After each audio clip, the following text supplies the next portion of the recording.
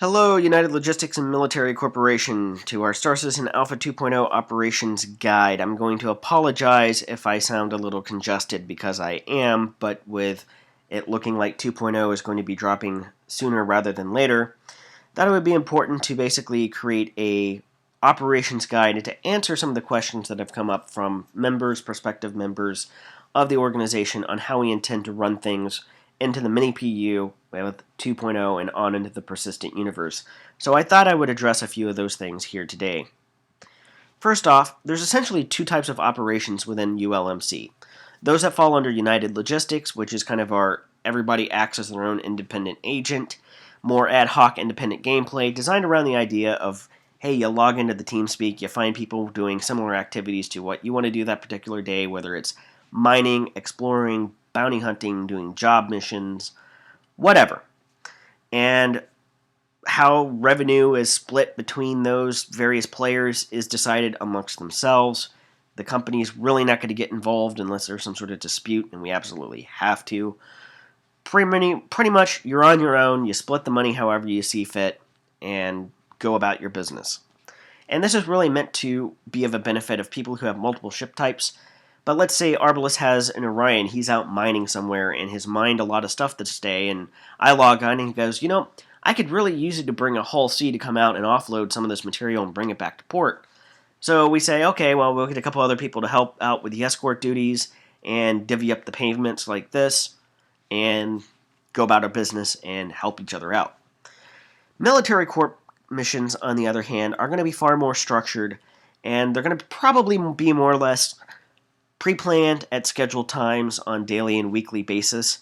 Members, full agents in particular, will be expected to participate in at least a handful of these operations every month. But the primary goal of military corp missions is to fill the organization coffers, as it were. Typically, these will be with assets owned or leased by the organization. It's going to be structured gameplay. There will be a definite chain of command that will be expected to be followed. For the case of Alpha 2.0, we're going to be primarily focusing on basic training exercises. Turret gunnery skills and Gladiator Retaliator constellation, perhaps the Super Hornet. I'm not sure how many Super Hornets survived this previous anniversary sale, but I'm sure there's still a few around. We're also going to be working on basic FPS and infantry skills, and the reason behind these two skill sets in particular is that it doesn't matter whether you're the chairman of the board or just the lowly newest member of the organization. Everyone is going to be expected to be able to fulfill these two roles at any time, especially if they're going to allow agent smithing, where if a ship is crewed by NPCs, you can log out of your ship and then log into one of those NPCs without having to be your exact carrier or character. So if I'm getting boarded by enemy pirate action on, say, a Retaliator, and I have 5 NPCs on board, 5 members of the organization can log out of whatever they're doing, go to sleep in their beds if their ships support it, or log out of their characters and then log into those NPCs. Now, whether or not that functionality ever survives into the persistent universe, and if and when it ever gets implemented, we don't know. But based on that, the simple fact of the matter is, you could be called upon to become a gunner at any time. Same thing with basic first-person shooter. If a ship's about to get boarded and Agent Smith into NPCs, it'll be helpful if everybody has a basic understanding of what to do in a defensive situation in order to protect against boarding operations, or maybe even conduct boarding operations should the need arise. Then we're going to focus on basic piloting skills, probably later on, a couple of months into Alpha 2.0. Again, we're still waiting for more ships to become available because not everybody has single-seat fighters available. Not everybody has multi-crew ships available. Or ships that they have pledged for aren't currently in game. They'll have loaner ships, but if somebody's preferred ship is going to be a Redeemer, learning to fly a constellation and the ins and outs of all of that may not be as important to them as it would be at least learning the basics of how to do a trail formation or wedge formation. The very, very basics to go forward, because those skills will be applicable no matter what size or class of ship that you happen to be flying in game. Operational rules. This is probably where we get the most questions. How are you guys going to run things? Are you going to be ordering my ship around? My Idris or this or that? Well, the question to that really is, who owns the asset? Is it a corporate asset or is it a private asset? Meaning owned by the organization or owned by a player? For right now, corporate assets are basically non-existent. The organization doesn't have any ships to its name. Therefore, everything will probably be falling under the latter category, which is private player-owned assets. In the case of either individual fighters or multi-crew ships, the ultimate responsibility for that ship and decisions made for that ship rest at the hands of the pilot in charge, or captain, if you want to use nautical parlance. So what is a pilot in charge, or a captain? They're the person responsible for command of a ship, including its safety of hull and crew. Usually called a pilot in charge or a captain in aviation or ship's captain in nautical terms. It does not necessarily have to mean the owner of that ship, nor the pilot of that ship, the person actually flying it. It very well could be that the owner of the ship is on board another ship serving a crew function, and that the pilot in charge is manning the sensors, and somebody else is actually flying the ship itself. But for the duration of that mission, for that operation, what the pilot in charge says goes. If he tells the person flying the ship to haul ass and get out of there, it's that pilot's responsibility flying the ship to do so. They'll be designating targets, telling who in the crew is going to be doing what at what given time.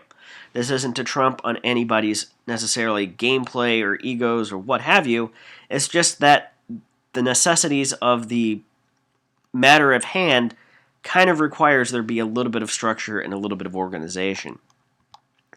Pilot in charge duties and responsibility ultimately in control of their ship and responsibility of their crew.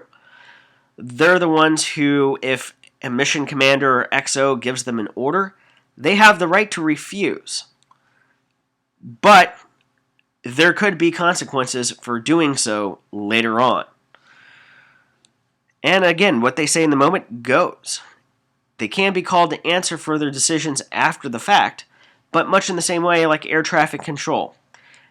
Air traffic control can tell an aircraft pilot what they should be doing. It's up to the pilot to ultimately follow those instructions. Now, a pilot can do things like declare an emergency, and at that point, the air traffic controller is there to assist them, provide them with alternate divert fields, and let those airfields know that a pilot and aircraft in trouble is going to make the attempt to land or whatever they need to be doing. And as such, probably the same thing will be happening within our organization in the persistent universe. A lot of times for a given mission, if a pilot declares an emergency, their ship's been partially damaged, they need to retreat from battle, it'll then be the responsibility of the mission commander to provide the assets and assistance needed to get that ship to a crucible or out of the theater to provide escort, whatever have you, in that particular situation. But ultimately, the decision rests with the pilot in charge. For a single-seat fighter, that's going to be the person flying the ship. If it's a multi-crew ship, it's going to be the pilot in charge. Additionally, though, if you withdraw from battle any time at the first sign of trouble, don't be surprised if people don't ask you to go on the more dangerous, lucrative missions. Or if you're a pilot in charge and nobody likes to fly under you, that people don't volunteer to man your guns and other crew stations. I have a feeling that there's no need for things like boards of inquiry or fines or disciplinary actions or anything like that. Pretty much things will sort themselves out on their own.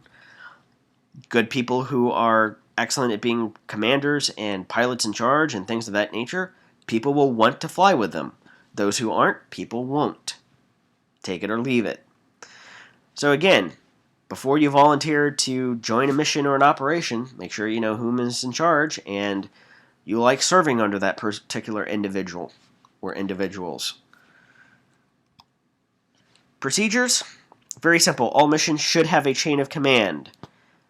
A commanding officer and XO, preferably on different ships, in case of disconnects, ships being destroyed, wife aggro, kid aggro, job aggro, police aggro, whatever you may have. Multi-crew ships determine who's going to be the pilot in charge, and probably a co-pilot, much like the XO CEO type situation. What happens if the pilot in charge gets a disconnect for whatever reason, or crashes to desktop, or gets killed by an NPC or player boarding action, or by doing something stupid? All missions should also have a briefing. It can be very short and simple, telling everybody whom is in charge, what's the role going to be, destination, target, lines of retreat, any of those type of topics of information. Here's a sample briefing. It doesn't need to be any more complex than this. This is Military Corp Package number 1234. The mission is to repair Comm Relay 101. Mission Commanding Officer will be Arbalest. Executive Officer will be Schoonomatrix. Flight Lobo will be flying Half-Cap for Leo Flight. 2-Ship 325A, Flight Leader Schoonomatrix. Leo Flight will be responsible for fighter sweep and repair of the comm relay. It'll be a one-ship group, Constellation, pilot in charge, Arbalest. Any questions? And then would field to any questions, answers that people might bring up. Once those are satisfied, skids up in 5 minutes. Thank you very much for watching. This is the conclusion of this presentation. If you have any questions, be sure to look us up at our website at www.ulmc.co. You can also find us on the RSI website, and if you go searching for organizations under ULMC, you will find us there. I can also be found in several forum topics and areas on the forums as well as Reddit. And be sure to ask any questions you may have. We'll answer them down below in the comment section of the YouTube video, as well as on the forums and elsewhere. Thank you very much for watching, and see you in the verse.